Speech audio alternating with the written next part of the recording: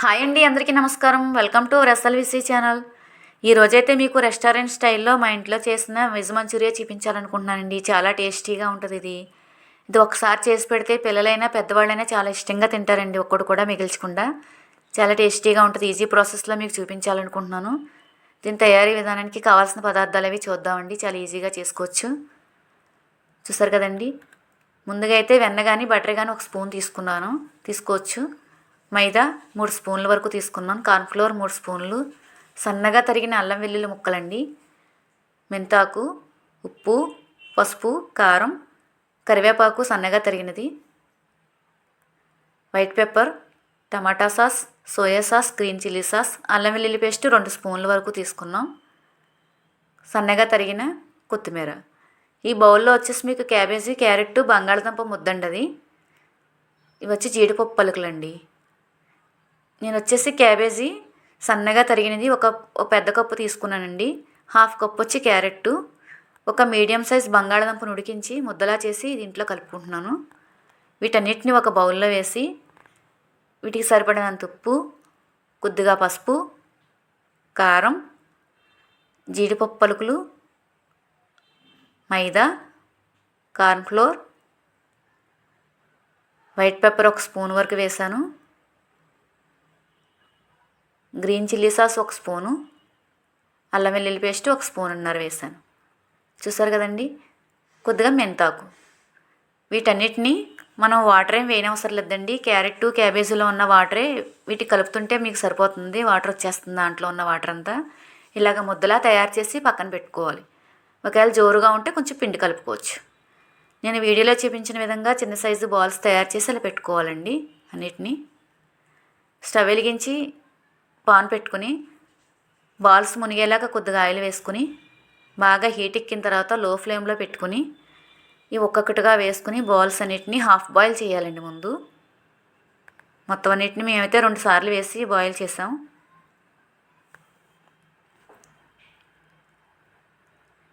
ఇలా half boil చేసిన వాటన్నిటిని ఒక చోట తీసి పక్కన పెట్టుకుని 2 సార్లు వేయించినవి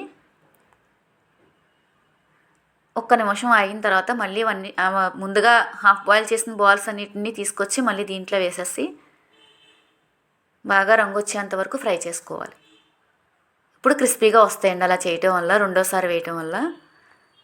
చూసారు కదండి. ఈ కలర్ వచ్చేంత వరకు ఫ్రై చేసుకుని పక్కన పెట్టుకోవాలి. తర్వాత వచ్చేసి మీకు వేరే పాన్ పెట్టుకుని కొద్దిగా ఆయిల్ వేసుకుని 2 స్పూన్ల వరకు సన్నగా తరిగిన అల్లం వెల్లుల్లి ముక్కలు కూడా వేసి ఫ్రై చేయాలి. బాగా ఫ్రై చేయనవసరం లేదు. అలా పచ్చివాసన పోయేంత వరకు ఫ్రై చేసుకుని దీనికి సరిపడినంత ఉప్పు, వైట్ పెప్పర్ పొడి కొద్దిగా, గ్రీన్ చిల్లీ సాస్ కొద్దిగా స్పైసీ కోసం వేసుకునండి. ఒకసారి ఇలా కలుపుకుని కొద్దిగా నేను కార్న్ఫ్లోర్ కలిపిన వాటర్ వేసానండి చిక్కదనం కోసం. కొద్దిగా, ఎంతో కాదు, ఒక హాఫ్ స్పూన్ వరకు కలిపాను.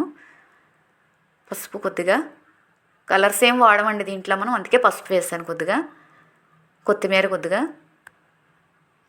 ఇవన్నీ కలుపుకొని దీంట్లో కొద్దిగా 1 స్పూన్ వరకు టమాటా సాస్ వేసాను.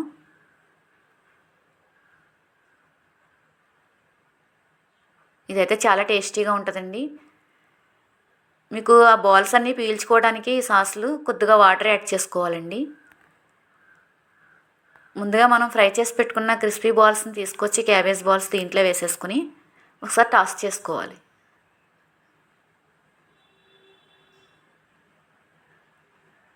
వీడియోలో చూపించిన విధంగా ఒకసారి అన్నీ కలుపుకొని మీకు ఆ లిక్విడ్ అంతా, సాసు లిక్విడ్ అంతా ఈ బాల్స్కి పట్టుకుంటుందండి. మొత్తం పీల్చుకుంటుంది ఇంచక్క క్రిస్పీ బాల్స్కి. ముందుగా మనం జీడిపప్పు పలుకులు చూపించాం కదండి, కొద్దిగా ఉన్న వాటిని దీంట్లో వేసేసుకోవాలి.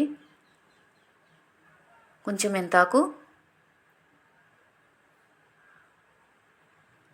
చాలా టేస్టీగా ఉంటుందండి. ఇదైతే మనం ఒకసారి చేసుకుంటే పిల్లలు చాలా ఇష్టంగా తింటారు. దీంట్లో కొంచెం వెన్న కానీ బటర్ కానీ వేసుకోవచ్చండి. కొద్దిగానే వేసాను నేను, ఒక హాఫ్ స్పూన్ వరకు. సాసులు కూడా కొద్ది కొద్దిగానే వాడతానండి, ఎక్కువ వాడట్లేదు. మనం ఇంట్లో తయారు చేసుకునేది మనం ఎలాంటివి ఎక్కువ వాడకూడదండి. కొద్దిగా సోయా సాస్ వేసాను, 1/2 స్పూన్ వరకు. కరివేపాకు, సన్నగా తరిగిన కరివేపాకు కూడా వేసాను. అయిపోయిందండి. చాలా టేస్టీగా ఉంటుంది. అలాగా మీకు వేడి మీద ఇవన్నీ వేసిన తర్వాత హై ఫ్లేమ్లో ఒకసారి 2-3 సార్లు టాస్ చేసుకోవాలి. అలాగా వాటన్నిటికీ పట్టేలాగా సాస్ అంతా. వేడిగా సర్వ్ చేస్తే పిల్లలైనా పెద్దలైనా ఒక్కడు కూడా మిగిల్చకుండా తినేస్తారండి. చాలా టేస్టీగా ఉంటుంది ఇది. చూసారు కదండి మా వెజ్ మంచూరియా. మా వీడియో నచ్చింది అనుకుంటున్నానండి మీకు. మా వీడియోస్పై మీ అభిప్రాయాన్ని కామెంట్ రూపంలో తెలియచేయండి. థ్యాంక్ యూ అండి.